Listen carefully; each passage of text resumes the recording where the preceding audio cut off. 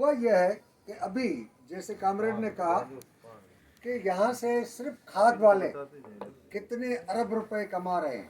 مجموعی طور پر دنیا کے اندر پیسٹی سائیڈ کمپنیز مونسانٹو اور کارگل کمپنی کے کاروبار کی آج سے کوئی 40 سال پہلے ایک رپورٹ آئی تھی جس پر ڈاکٹر فیروز احمد نے ایک کتاب لکھی تھی. اس کتاب کے مطابق آج سے 40 سال پہلے کی بات میں کر رہا ہوں کہ انہوں نے کہا تھا کہ ہر سال یہ 2 کمپنیاں پیسٹی سائیڈ یعنی زرعی ادویات کے سلسلے میں دنیا سے کوئی 4 خرب روپے 4 ٹریلین روپیز جو ہے وہ لوٹتے ہیں. لیکن اس کے علاوہ بھی چیزیں ہو گئی ہیں کہ بیکٹیریاز تیار کی جاتی ہیں تاکہ انسان بیمار ہو, وائرس تیار کی جاتی ہے, اور ہماری زراعت کو بھی کہ اس کو یہ ضرورت رہے پیسٹی سائیڈ کی اور کھاد کی, اس کے لیے وہ بھی بندوبست کرتے ہیں تاکہ ان کا یہ کاروبار چلتا رہے. تو ایک طرف سرمایہ لوٹنے کے لیے اپنی ادویات اور کھاد ہمیں بیچنے کے لیے ہمیں مختلف ایڈورٹائزمنٹ کمپنیوں کے معرفت مجبور اور آمادہ کرتے ہیں کہ وہ خریدیں, اور دوسری طرف اس کے نتیجے میں ہماری دھرتی تباہ ہو رہی ہے, ہمارا ماحول تباہ ہو رہا ہے, ہماری زندگی تباہ ہو رہی ہے, عمریں کم ہو رہی ہیں اور لوگ جو ہے چھوٹی عمر میں مختلف بیماریوں کا شکار ہو جاتے ہیں. کچھ عرصہ پہلے ہمارا دوست ہے ایک نرنجن کمار رادھن کا, کامریڈ سلیم مکسی کا گہرا اس کے ساتھ دوستی ہے. ہمارے کسی زمانے میں ڈیموکریٹک اسٹوڈنٹس فیڈریشن کا آئیڈیالاگ تھا, اور اس وقت پارٹی ان پر محنت کر رہی تھی کہ یہ مستقبل کے کمیونسٹ پارٹی کے تھیوریٹیشنس کے گروپ کا ہوگا. وہ پھر یہاں پر جنرل ضیاء کے زمانے میں واقعہ ہوا, سندھ یونیورسٹی میں فائرنگ ہوئی, فوجی مرے, تو وہ 4 آدمیوں کے خلاف جو مقدمہ قائم ہوا اس میں اس کا بھی نام تھا, تو پارٹی نے انہیں افغانستان بھیج دیا, وہاں سے پھر اور ممالک سوشلسٹ ممالک میں بھیج دیا, تو فن لینڈ میں جا کے آباد ہوا, شادی بھی وہاں کی. ابھی کچھ چند عرصہ پہلے یہاں آیا ہے, تو انہوں نے گپ شپ کے لیے مجھے دعوت دی, میں رادھن ان کے پاس گیا. جب وہ واپس مجھے چھوڑنے آیا میڑ میں, تو انہوں نے ایک ڈسکشن کے دوران ایک اہم بات, میں نے کہا کہ آپ اپنے آپ کو کیا سمجھتے ہیں, کمیونسٹ سمجھتے ہیں؟ کہنے لگا کہ نہیں, مارکسسٹ سمجھتے ہیں. کہ لے مارکسزم کو تو بالکل میں غلط سمجھتا ہوں. میں نے کہا کیوں غلط سمجھتے ہیں؟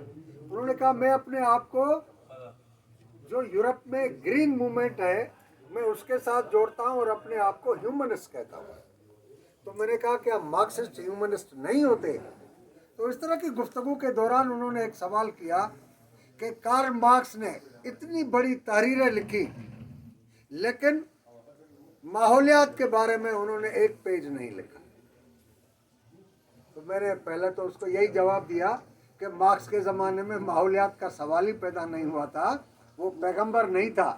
جو لوگ کہتے ہیں کہ پیغمبر جو ہے وہ آج سے 200 سال پہلے بعد میں جو آنے والی چیز ہے اس کی بھی وضاحت کرے گا. لیکن انہوں نے دوسرا اعتراض یہ کیا کہ اب بھی کمیونسٹ جو ہے نیچر کو بچانے کے لیے, ماحولیات کے بچانے کے لیے کوئی موومنٹ نہیں کر رہے. تو آج کامریڈ احسان کے اس لیکچر کے بعد یہ ضروری ہو گیا ہے کہ ہم اپنی کسان کمیٹی اور مختلف جگہوں پر ہم دوستوں کو, لوگوں کو, عام آدمی کو یہ اویئرس دیں کہ زراعت کا یہ نظام جو ہے ایک طرف سرمایہ داری کی لوٹ مار کا نظام ہے, اور دوسری طرف انسانی زندگی کی بربادی کا نظام ہے, اور تیسری طرف ہماری زمین جو ہے وہ تباہ ہو رہی ہے. اب کامریڈ خرم سے میں گزارش کروں گا کہ وہ آپ کے سامنے اپنا لیکچر ڈیلیور کریں. ان کے لیکچر کا عنوان ہے میڈیا کی اہمیت, اور خاص طور پر سوشل میڈیا کی اہمیت, اور کمیونسٹ پارٹی کے دوستوں کے لیے اس کا استعمال کرنا کیوں ضروری ہے اور کس طرح استعمال کرنا چاہیے. وہ آپ کو وہ میڈیم بتائے گا. اس کے نتیجے میں کامریڈ آپ کو مزید چیزیں بتائیں گے, لیکن 2-3 بہت اہم ہیں. ایک کہ ہماری کمیونسٹوں کی سماج کے اندر پہلی نظریاتی لڑائی ہوتی ہے, بعد میں سیاسی لڑائی ہوتی ہے, اور اس کے بعد انقلاب آتا ہے. तो नजरियाती लड़ाई के लिए, सियासी लड़ाई के लिए प्रोपेगेंडा की बड़ी अहमियत होती है। नजरियाती प्रोपेगेंडा, सियासी प्रोपेगेंडा, और उस प्रोपेगेंडा के लिए प्रिंट, इलेक्ट्रॉनिक मीडिया, पहले प्रिंट मीडिया की अहमियत थी, मार्क्स का ज़माना प्रिंट मीडिया का ज़माना था। बाद में रेडियो आया और कम्युनिस्टों का मुकाबला करने के लिए, कम्युनिज्म का मुकाबला करने के लिए अमेरिका आ गया।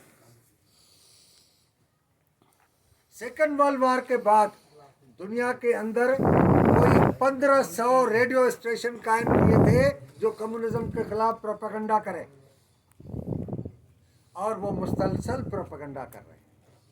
उसके बाद इलेक्ट्रॉनिक मीडिया आया और इलेक्ट्रॉनिक मीडिया ने लोगों के जहनों पर ये जो शाम वाले प्रोग्राम जिसको टॉक शोज कहते हैं, वो इतना असर डाला है कि हम तज्जिया नहीं, उनके बोले हुए अल्फाज, उनकी की हुई गुफ्तगू को हम बयान करते हैं, उनको इन्फॉर्मेशन का ज़रिया नहीं समझते, बल्कि हम उनके तोते बन गए।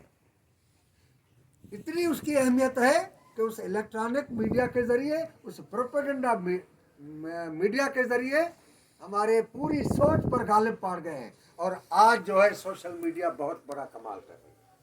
हिंदुस्तान में कम्युनिस्ट पार्टियों से इस मसले पर बात हुई कि एक रुजत पसंद पार्टी, एक फाशिस्ट पार्टी जो अवाम को तकसीम करती है, वो आपसे जीत कर आगे चली गई। और आपका इतना बड़ा रोल हिंदुस्तान की आज़ादी में, जबकि उन्होंने हिंदुस्तान की आज़ादी में कोई रोल प्ले नहीं किया। हिंदुस्तान की आज़ादी में रोल, बर्रे सगीर की आज़ादी में रोल, और मेहनत के तबके के हुकूक के लिए लड़ाई में रोल, और उसके लिए जितनी कुर्बानियां दी आपने, वो कहाँ गई? कि इस बीच में बीजेपी निकल आई तो उन्होंने कहा कि इसमें सोशल मीडिया का बड़ा रोल है। जिसके पास सादा सा फोन है, एंड्रॉयड नहीं है, टच स्क्रीन वाला नहीं है, उस पर उन्होंने कहा कि हर बंदे को रोजाना कम से कम 20 जो है आते थे, वो क्या कहते हैं, मैसेजेस आते थे, टेक्स्ट मैसेजेस आते थे। और जिनके पास टच स्क्रीन वाला है, एंड्रॉयड फोन है, उसके पास दिन में हजार ऑडियो, वीडियो और टेक्स्ट मैसेज आते थे। हम उसका मुकाबला नहीं कर सके, जिसके नतीजे में वो जीत गई, और आज भी वो उसमें आगे है। पाकिस्तान में भी पीटीआई ने उसका ठीक तरह इस्तेमाल किया, हम इस्तेमाल नहीं कर रहे। हमारे जहाँ पर जितने भी बैठे हुए दोस्त हैं, तमाशबीन की तरह उसे देखते हैं, तमाशबीन की तरह उसे देखते हैं, और उसे उस तरह चलाना नहीं चाहते। तो हमारे दोस्त उस सिलसिले में आपको आगाही देंगे ताकि उसको ठीक तरह इस्तेमाल करें। सिर्फ उसको देखे नहीं, सिर्फ उसको लाइक नहीं करें, शेयर भी करें। तो एक प्रोपेगेंडा के जरिए अपनी सोच, नजरिया और सियासत अवाम तक पहुंचाएं।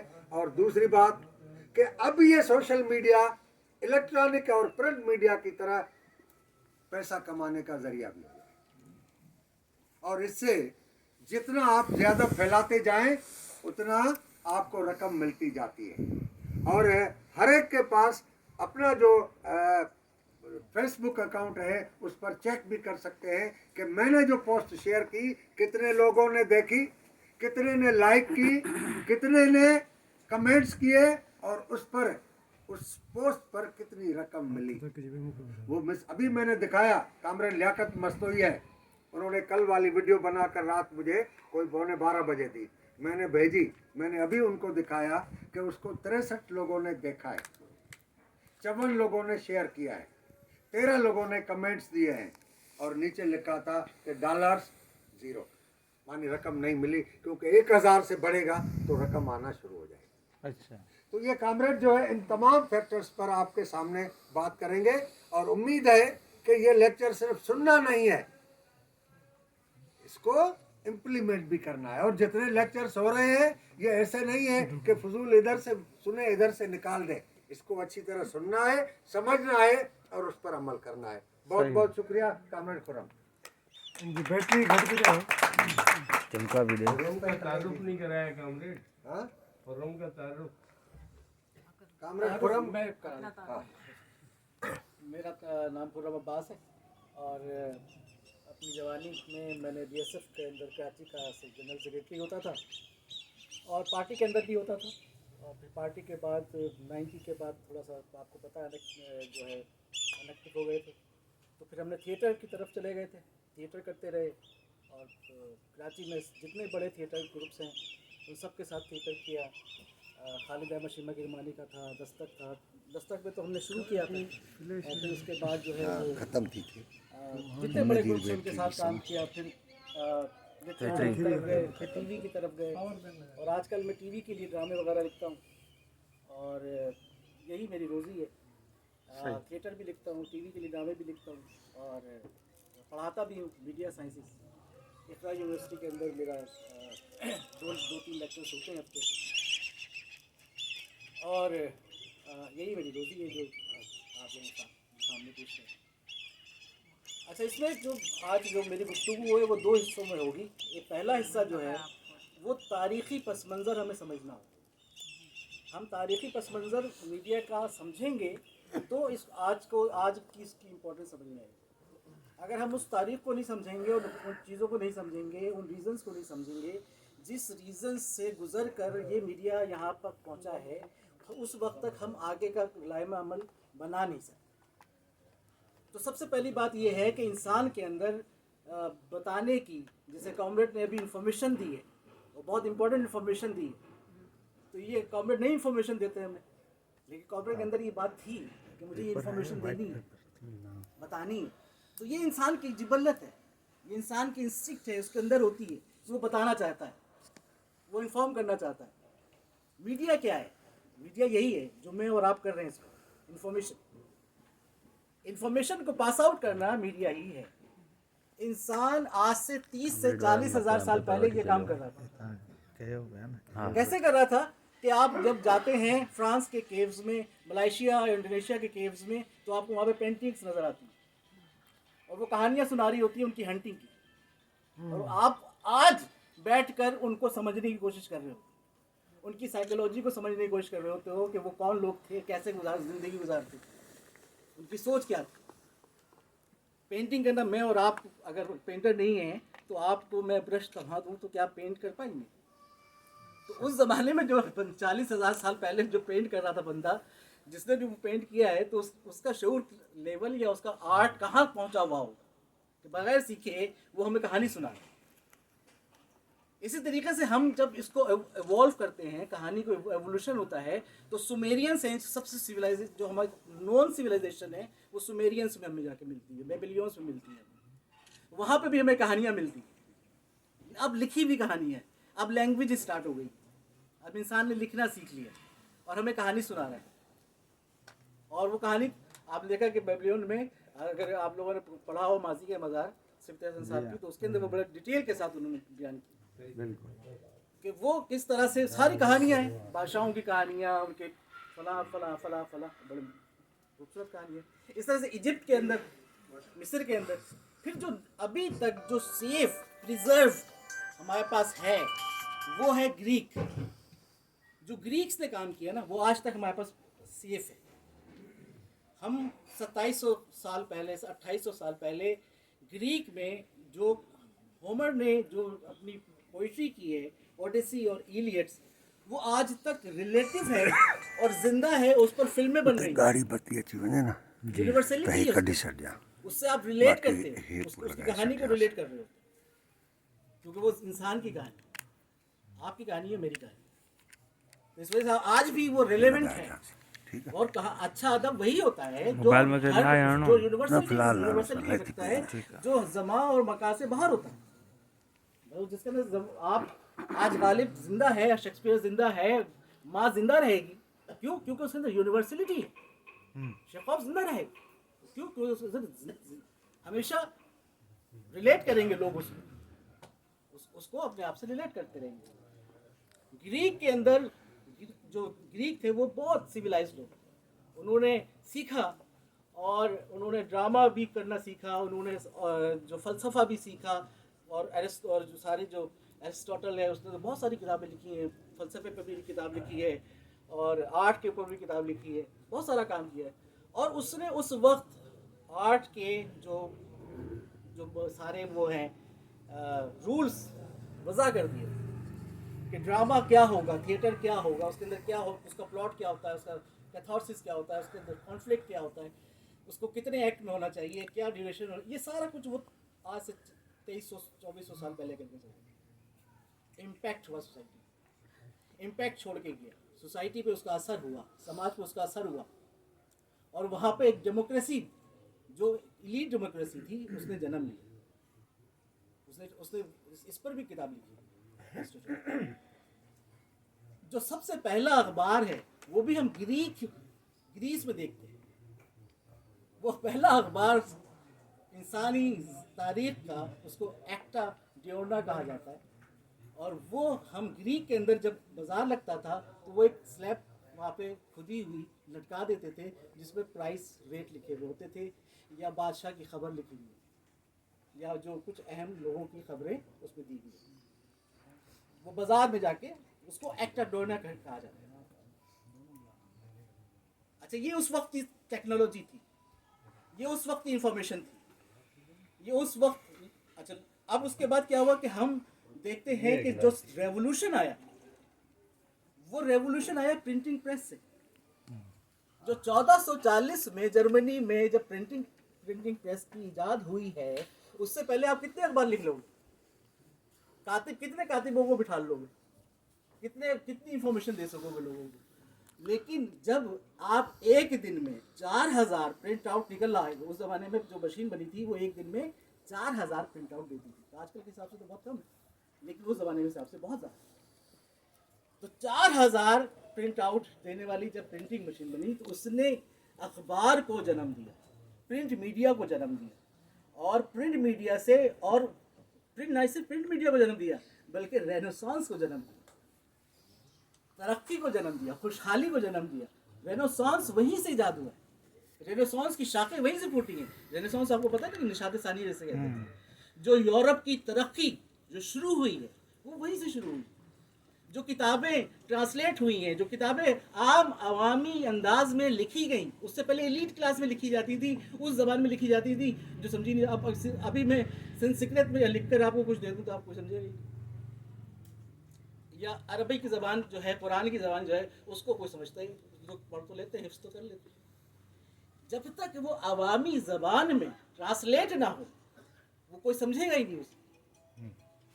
تو اس کی سب سے بڑی امپورٹنٹ بات یہ تھی کہ اس کو جو ہے ٹرانسلیشن موومنٹ جو ہے وہ بنی, اور ٹرانسلیشن نے جو عام, جیسے دانتے کا نام آپ نے سنا ہوگا, اس نے جو ہے پہلی دفعہ عام اٹلی کی جو اٹالین میں, ویسے جو ہے لیٹن زبان میں لکھا جاتا تھا, وہ ایلیٹ کی کلاس تھی, لیکن جب عوامی زبان میں لکھا جانے لگا تو عام جو ترقی ہے, جو روشن خیالی ہے, وہ عام آدمی تک پہنچ گئی, وہ عام آدمی اس سے مستفید ہونے لگا. اور یہ نہ صرف آرٹس اور کلچر میں پہنچی بلکہ سائنس کے علوم بھی ان تک پہنچ گئے. جو سائنس, اچھا سائنس کے علوم, ٹی ایس ایلیٹ یہ کہتا ہے کہ جتنے بھی آرٹس کا ورک ہے, جتنا بھی سائنس ہے, یہ ایک دوسرے سے جڑا ہوا ہوتا ہے, دنیا اس سے جڑی ہوئی ہے. یہ ایک دوسرے سے کوئی بھی نیا جو آرٹ ورک ہوتا ہے وہ پچھلے کی ترقی یافتہ شکل ہوتی ہے. اسی طریقے سے ہم دیکھتے ہیں کہ جس طریقے سے جو کام پہلے سویلائزیشنز کر چکی تھی, گریک سوسائٹی کر چکی تھی, چائنیز سوسائٹی کر چکی تھی, انڈین سویلائزیشن ہو چکی تھی, وہ ہم دیکھتے ہیں کہ وہ گولڈن ایج میں بھی دیکھتے ہیں. پھر گولڈن ایج کے بعد ہم یورپ کے اندر دیکھتے ہیں. مطلب ایک تسلسل ہے, ایک تسلسل چلا جا رہا ہے علم کا, ریولوشن ہوتا چلا جا رہا ہے.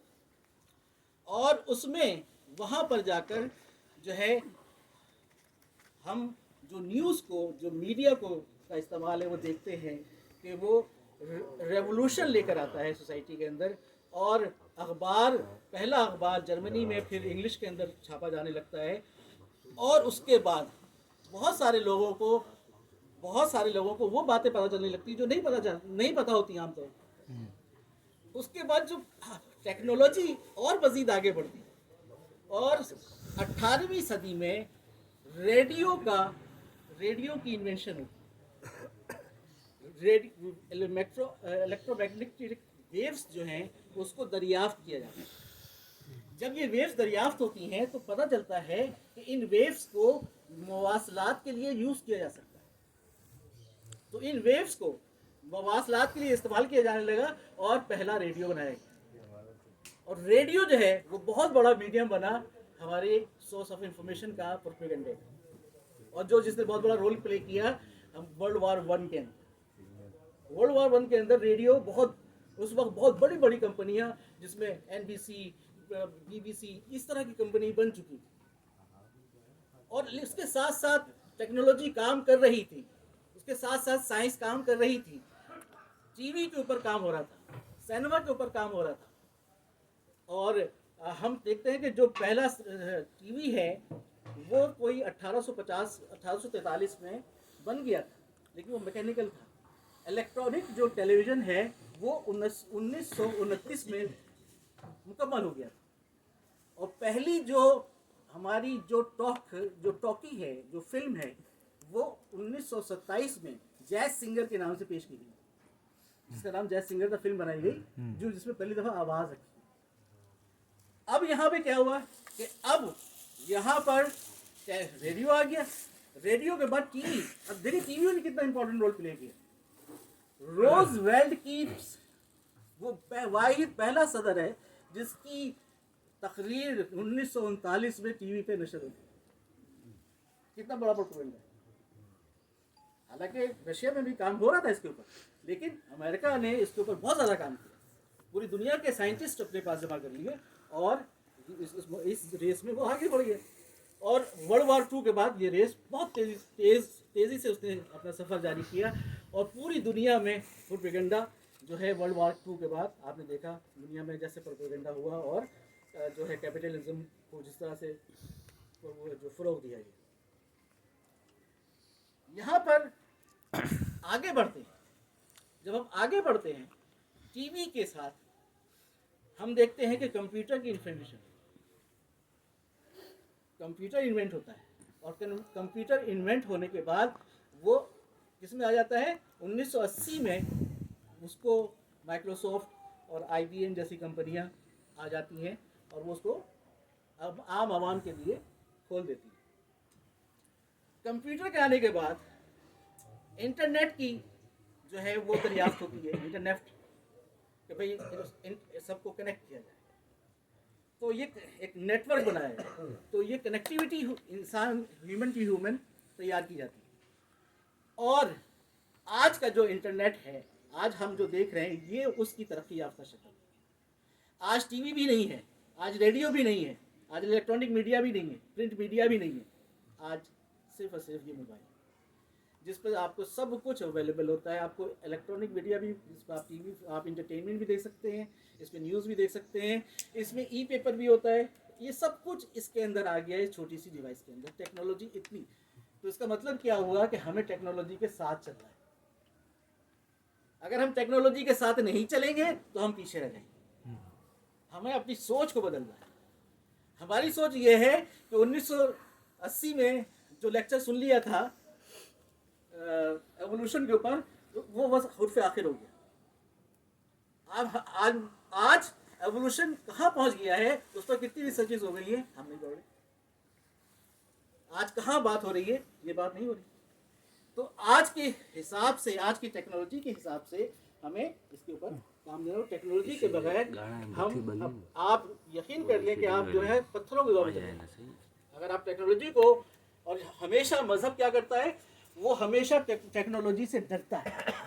وہ ٹیکنالوجی اس وجہ سے ڈرتا ہے کیونکہ اس کو پتا ہے کہ یہ ٹیکنالوجی جو ہے سچ کو عیاں کر دے گی، سچ کو واضح کر دے گی، اس کا جھوٹ پکڑا جائے گا.